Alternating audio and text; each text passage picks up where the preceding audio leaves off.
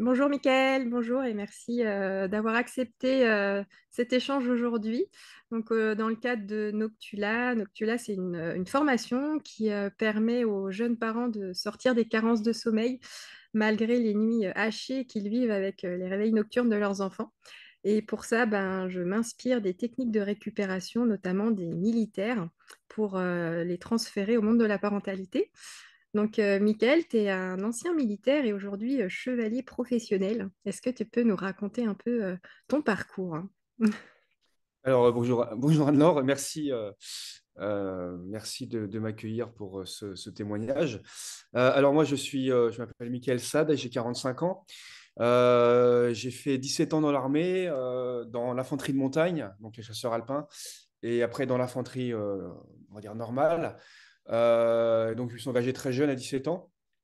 Et donc, en fait, quand je me suis engagé à 17 ans, bien sûr, j'étais un ado, un lycéen, avec beaucoup de problèmes de sommeil, comme beaucoup de, je pense, de jeunes de cet âge-là. Enfin, je voulais beaucoup dormir, j'avais besoin de dormir tout le temps, quasiment. Et donc, en fait, voilà, je suis rentré à l'armée, pas parce que je dormais mal, hein, parce que c'était une vocation. Et donc après, à 34 ans, je suis sorti de l'armée et j'ai reconstitué en fait un, comment dire, un groupe de reconstitution historique à cheval. Où on fait beaucoup de chevalerie, on fait de la chevalerie 15e siècle, où on retrace un petit peu les attitudes militaires et civiles du chevalier à cette époque. Voilà. Ça, ça gravite autour de beaucoup de choses, autour de l'écriture, de la poésie, des maniements des armes, de l'équitation, des danses, voilà, plein de choses comme ça. Donc c'est assez intéressant. Et du coup, ce nouveau métier, entre guillemets, me fait beaucoup voyager, enfin, me fait rencontrer beaucoup de personnes. Et donc, effectivement, déjà, je suis un voyageur dans l'âme. Donc, effectivement, en fait, dormir, en fait, et quelque part, en fait, par rapport à quelqu'un qui a un métier, on va dire, un peu dire normal, entre guillemets, moi, il faut vraiment que je m'adapte par rapport à ce métier, à ce nouveau métier, comme à l'armée. Donc, ça m'aide beaucoup. Ok. Donc, ouais, tu as rencontré deux problématiques, la première à l'armée et puis la deuxième aujourd'hui en tant que finalement grand voyageur. Pour moi, Ok. c'est plus une problématique de dormir. Mais Ok, ça, je vous bah, l'expliquerai après. du coup, est-ce que tu peux nous raconter un peu ton parcours autour du sommeil? Tu nous disais que déjà adolescent, tu étais un gros dormeur. Et puis, bah, à l'armée, j'imagine que le sommeil doit être à peu près revisité. Est-ce que tu peux nous raconter un Ouais. peu ton parcours là-dessus?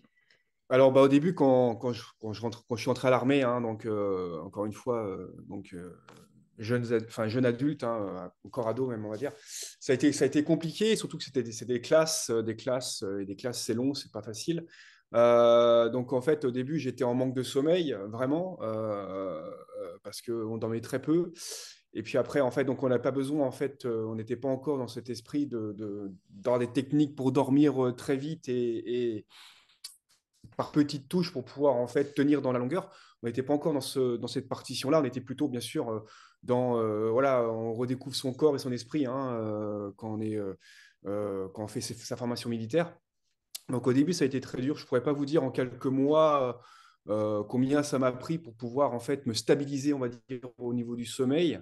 Mm. Je pense qu'une petite année, quoi, on va dire.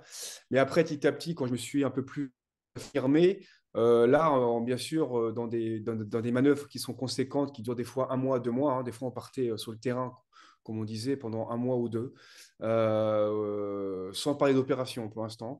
Là, on commençait bien sûr à apprendre des techniques, surtout une technique pour s'endormir très vite et récupérer en fait dans ce laps de temps court de sommeil et pouvoir tenir dans la durée de 2, 3 jours pour pouvoir continuer, bien sûr, nos exercices militaires. Mm.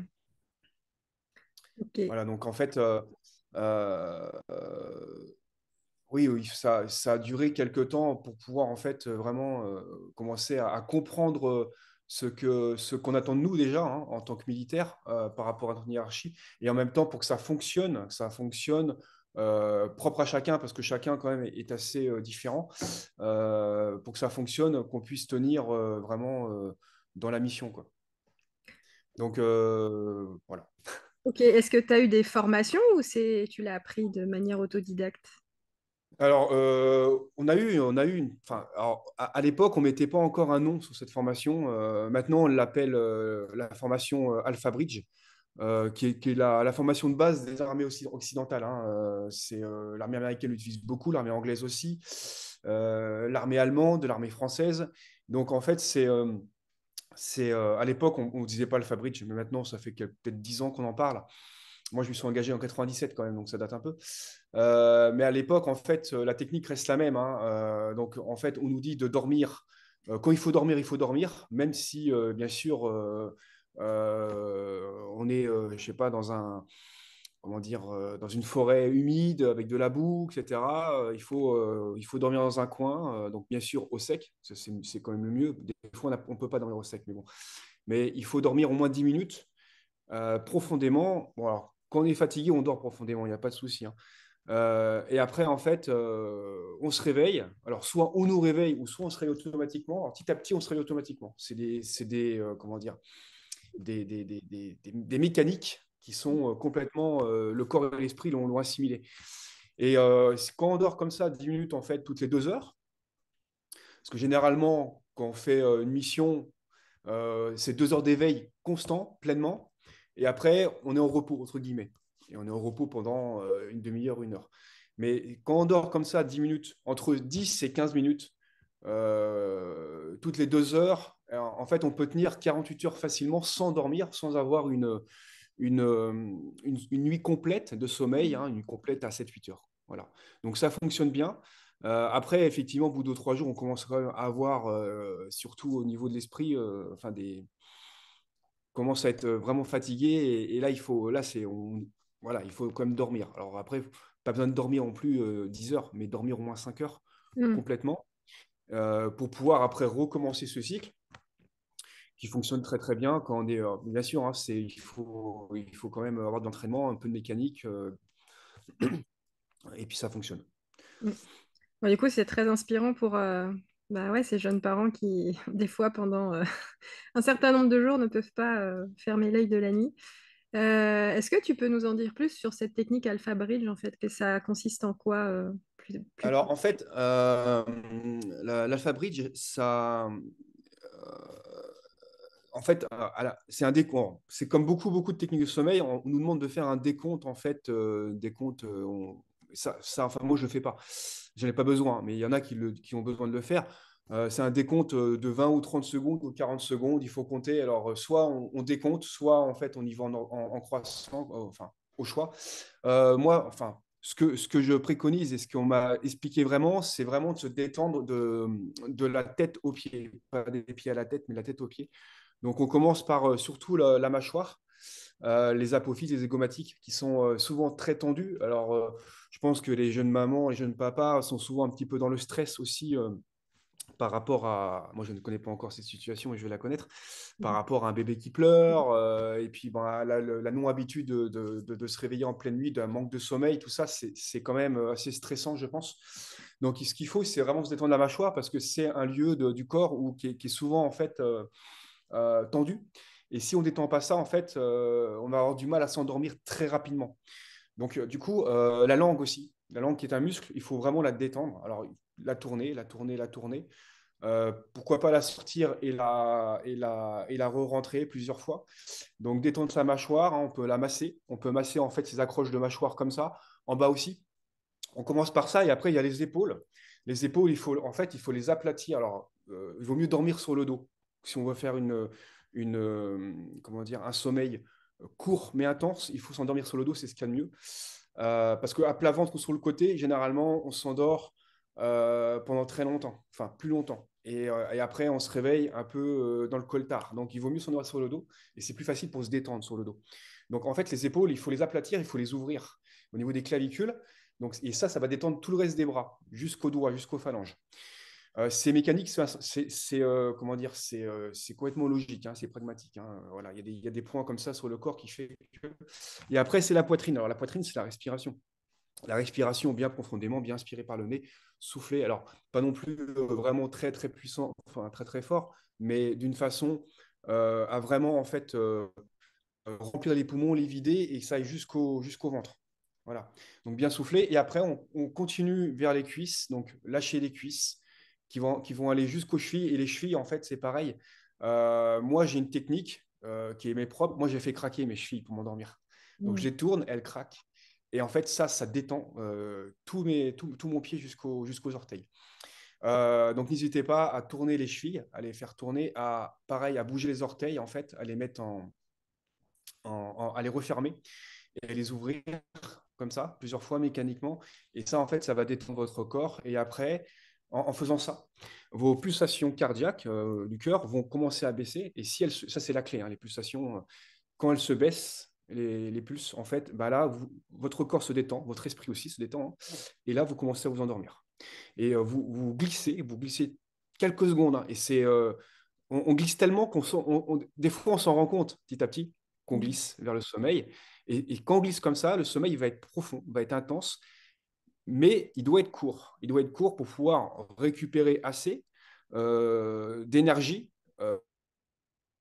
pour commencer après à veiller sur quoi que ce soit. Donc, un enfant, un bébé, pour nous militaires, ben, une mission quelconque. Pour un explorateur, ben, parce que les explorateurs, hein, ceux qui font des ascensions de montagne, etc., ils font ce genre aussi de techniques pour s'endormir, parce qu'ils ne peuvent pas se permettre de dormir en fait pendant 10 heures. Hein. Et puis des fois, en fait, par rapport à une météo, ben, ils doivent s'arrêter. Et donc, quand ils s'arrêtent, là, il faut absolument qu'ils se reposent. Il ne faut pas qu'ils lisent un bouquin, ça ne marchera pas. Ce n'est pas le but. Pareil pour les navigateurs. Enfin voilà, il y a plusieurs schémas de métiers, entre guillemets, où ça marche et c'est très, très, très exploité. Mm. Voilà en gros. Ok, super. Et tu disais, oui, tu limites à 15 minutes pour éviter d'en rentrer dans un sommeil vraiment trop profond qui génère après une inertie du sommeil où tu es un peu entre deux. Oui. Ouais, ouais, en fait, alors ça, c'est ce que les scientifiques disent. Moi, après, je ne sais pas, parce que je pense qu'on est chacun tous différents. Mais ils disent qu'en fait, un sommeil profond et récupérateur, on va dire, c'est entre 6 et 15 minutes. Voilà. Avant 6, c'est pas assez. Après 15, c'est trop. Et on risque quand on va s'éveiller, d'être un petit peu trop mou et pas assez réactif physiquement et psychiquement. Voilà. Après, peut-être que enfin, si c'est 16 ou 17 minutes, je pense que c'est pas la mer à boire. Ça dépend des gens après. Hein. Après, c'est aux gens vraiment de tester la chose et de voir un petit peu, de se stabiliser petit à petit dans leur pratique Mm. pour voir en fait qu'est-ce qui leur sied le mieux dans la durée, Mm. dans la façon aussi, hein, bien sûr. Hein. Moi, je dis simplement ce que je sais faire et ce que j'ai fait et qui fonctionne. Ouais, et comme tu disais, on peut programmer aussi le cerveau au bout d'un moment. Enfin, ouais, tu disais au bout de 10 15 minutes, tu te réveilles. Je sais qu'au bout d'un moment, enfin, le corps est tellement habitué à un certain timing qu'il n'y a plus besoin de réveil, il se réveille automatiquement au bout de la sieste, quoi. Mm. C'est ça, tout à fait. Ah oui, tu me parlais d'une technique aussi de respiration de, comment tu disais, 7, 14, je sais plus comment c'était. 4, 7, 8. 4, 7, 8. 4, 7, 8. Voilà. Ça, c'est un décompte. Moi, ça ne marche jamais. Moi, perso, ça ne marche jamais. C'est comme quand on est enfant, on nous dit t'arrives pas à dormir contre les moutons. Mm. Euh, voilà. Moi, ça a jamais marché. C'est des comptes de secondes, de moutons, moi, voilà. La clé pour moi, et je pense vraiment pour beaucoup de gens quand on est adulte, parce qu'un enfant ne s'endort pas comme un adulte. Je pense que c'est vraiment se détendre l'esprit et surtout le corps. Enfin, si votre et on ne sait pas comment faire ça. Mm. On ne sait pas comment faire. Euh, Moi, quand je donne mes cours d'équitation dans mon nouveau métier, je m'aperçois que des adultes ne savent pas respirer correctement. Et ça, c'est pareil pour s'endormir. On ne sait pas respirer correctement, donc on ne sait pas se détendre. Mm. Donc c'est quelque chose qui est très, très occidental. En Asie, ils comprennent bien leur corps, ils arrivent bien à respirer, ils arrivent bien à- à- comment dire, à manager les deux, le corps et l'esprit. Nous, en fait, c'est complètement, c'est dur. Et je pense que voilà, il faut vraiment, vraiment euh, essayer de bien respirer et de bien se détendre mécaniquement par rapport à des muscles, par rapport à des articulations, par rapport à des positions. sans rentrer dans du yoga, hein, mais vraiment pour pouvoir s'endormir correctement. En fait, la clé, c'est s'endormir correctement, enfin vraiment dans la profondeur, dans la récupération, pour qu'on puisse après être opérationnel pour faire quoi que ce soit. Mhm. Voilà. Euh, L'idée de dire, l'idée en fait de dormir 10 heures pour récupérer, elle n'est pas forcément vraie. Elle n'est pas forcément vraie. Elle est vraie quand on a vraiment des dettes de sommeil, quand on fait ça pendant 2 ou 3 jours, hein, et à un moment, il faut récupérer avec des heures de sommeil cumulées, certes. Mais tous les jours, non, c'est pas forcément nécessaire. Mm, mm, mm. Ok. Et oui, du coup, c'est intéressant parce que enfin, voilà, moi, je suis au départ une très grosse insomniaque et j'ai pratiqué l'esprit qui va dans tous les sens et qu'on n'arrive pas à calmer. Et j'ai beaucoup de retours aussi de participants qui disent, mais j'y arrive pas, j'ai le cerveau qui est en ébullition. Ouais. Voilà, toi, ce que tu préconises, c'est d'abord d'étendre le corps et l'esprit va suivre en fait derrière. Voilà. À Ouais, l'inverse. ouais. Moi, ça m'arrive aussi hein, d'avoir des fois, surtout le soir, notre cerveau, enfin, quand on arrive à 22, 23 heures, minuit, notre cerveau, il est très fatigué. Et en fait, les pensées sombres, noires arrivent, les tracas, le stress arrive, et ça, c'est un empêcheur de sommeil, c'est sûr. Mm, Euh, et de faire le vide, de lâcher prise. Enfin, psychiquement, c'est pas si facile que ça, hein. Voilà, on n'est pas des moines bouddhistes aussi. Donc, moi, ce que je fais quand c'est comme ça, effectivement, je détends mon corps et après, l'esprit, en fait, suit derrière. Voilà. Ça marche pas mal, effectivement.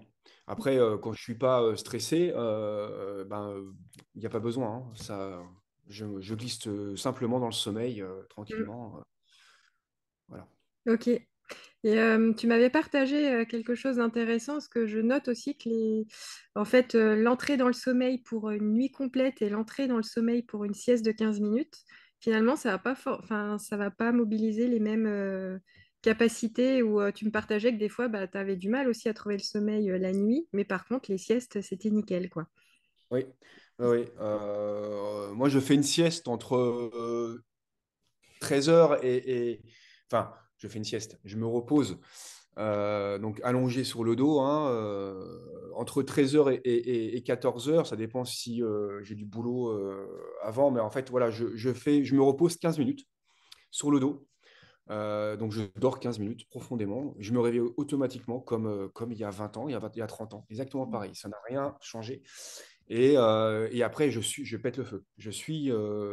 C'est comme si je me réveillais le matin, hein, l'après-midi est pour moi, il n'y a pas de souci, jusqu'au soir, où là, bah, après, bah, je m'endors selon la journée que j'ai faite, mais ça marche très très bien, ouais, tout à fait. Il y a beaucoup de gens, d'adultes qui se plaignent, qui témoignent que à partir de 11 heures midi, c'est dur, et tout le reste de la journée, c'est dur. Mm, Donc, se reposer à midi après manger, déjà en fait, quand on mange, et ça c'est scientifique, voilà, tout le monde le sait, quand on mange, on a un petit coup de barre, hein, un petit coup de fatigue, mm, parce qu'on a besoin de brûler des calories, et dormir, ça brûle des calories.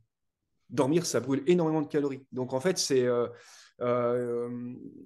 bon, après, en France, c'est pas encore une culture, c'est pas une culture de dormir mm, après manger midi. c'est Donc mal c'est un vu. ouais. Mais il faudrait le faire. Mm, Et un quart d'heure, c'est pas même des fois, même les gens qui n'arrivent pas, parce que c'est pareil, il faut avoir du temps pour pouvoir même s'allonger sur le dos dans une pièce ni trop sombre, ni trop éclairée et fermer les yeux, ça fait du bien. Ça mm, repose aussi. Et voilà, ça c'est important, quoi. Enfin, pour moi, ça l'est et je le fais depuis mes 17 ans et ça fonctionne très très bien. Et moi qui voyage beaucoup, je voyage beaucoup. Alors, je voyage comme tout le monde, hein, mais je voyage aussi, des fois, je me fais 15 jours, 3 semaines dans un pays avec un sac à dos en Afrique, etc. Et bah là, je ne sais pas la journée, ce que je vais faire, où je vais dormir. Et ben, cette technique de pouvoir dormir un quart d'heure quelque part et de pouvoir être après opérationnel et faire, voilà, ça marche très bien. C'est voilà, même pour moi maintenant, cette technique de dormir par petites touches, j'en ai besoin, ça fonctionne et c'est un acquis depuis maintenant 25 ans, quoi. mm. Bon, bah, c'est très très inspirant. Et, euh, et puis, ben, tu vas bientôt être papa. Oui. Comment tu te projettes du coup en tant que futur papa? Est-ce que, bon, j'imagine que oui, ces techniques vont pouvoir te servir. Est-ce que tu aurais, je sais pas, voilà, comment tu te projettes? Et puis peut-être, est-ce que tu aurais des conseils à donner aux futurs parents, même si tu en as déjà donné beaucoup là? Bah, bien sûr, cette technique. Après, bon, moi, là, je suis un peu dans l'inconnu en fait de euh, comment va le nourrisson, le bébé va faire ses nuits, va réagir. Alors, on m'a expliqué qu'il y avait les dents, il y a plein de choses, mais moi, bien sûr, cette technique-là, je vais l'exploiter, elle va marcher pour moi, et puis en même temps, ça va me permettre d'aider ma femme pour qu'elle puisse, elle, se reposer la nuit. Donc, parce qu'elle, par contre, pour le coup, cette technique-là, elle n'a pas assimilé, quoi. Donc, Mm. elle a, elle a, on n'a pas du tout la même partition de sommeil entre elle et moi. Donc, moi, bien sûr, je vais l'exploiter, cette technique, pour pouvoir être, comme on dit à l'armée, être et durer. Ok, Hein, ça, c'est quelque chose. Ouais, je pense que pour tout militaire, enfin, la citation, l'adage, l'apanage de l'armée, c'est être et durer. Et ok. être et durer, ça veut tout dire. C'est-à-dire que il faut pouvoir se substanter, donc manger. Alors pareil, hein, ça c'est une technique militaire, on mange très vite. C'est pas forcément bien pour la digestion, mais bon. Mais on mange ce qu'il faut au niveau calories, donc on est dans les calories, tac, tac, tac, tac, pour pouvoir en fait tenir au niveau protéines, au niveau énergie. Et en même temps, il y a le sommeil. Voilà, dormir et manger, c'est quelque chose qui est vital, Mm. mais on n'a pas besoin de le faire comme on nous le dit de nos jours. En fait, il faut manger matin, midi et soir, et puis il faut dormir, machin. Parce qu'un enfant, un nourrisson, ça perturbe tout ça et il faut Mm. s'adapter à ça. Donc, effectivement, ces techniques-là, elles sont excellentes, autant pour manger que pour dormir, pour pouvoir en fait être éduré. Donc, comment dire, euh, pouvoir, je cherche le mot,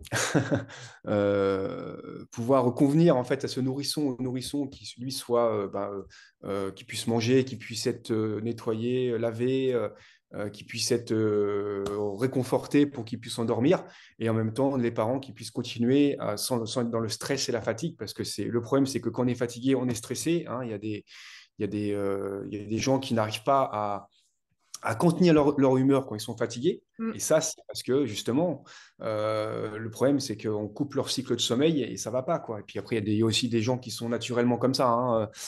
Voilà, nous, à l'armée, on nous apprend à commander à l'état de fatigue. C'est-à-dire. C'est, en fait, on a une opération qui s'appelle Malouine, opération Malouine, qui dure 15 jours. Pendant 15 jours, on ne dort pas, quasiment pas. Ok.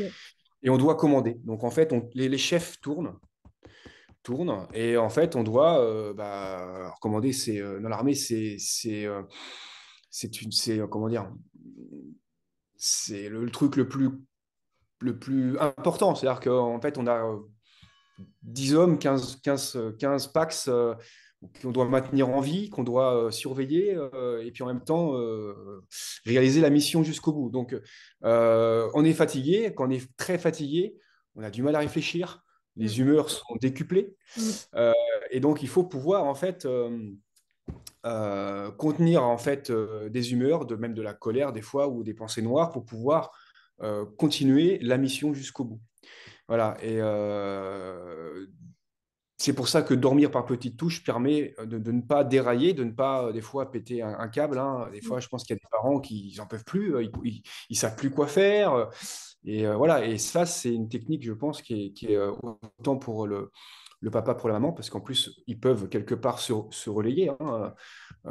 Donc, bien sûr, ça se commande, hein, ça se prévoit, hein. Comme on dit à l'armée, encore une fois, commander, c'est prévoir. Ok. Il y a beaucoup de choses. Il y a beaucoup, il y a beaucoup de citations, mais qui sont Je pragmatiques, mais vais les qui fonctionnent. reprendre, je vais les reprendre, elles sont pas mal. Ouais, ça fonctionne très bien, de toute façon. Voilà. Et ça,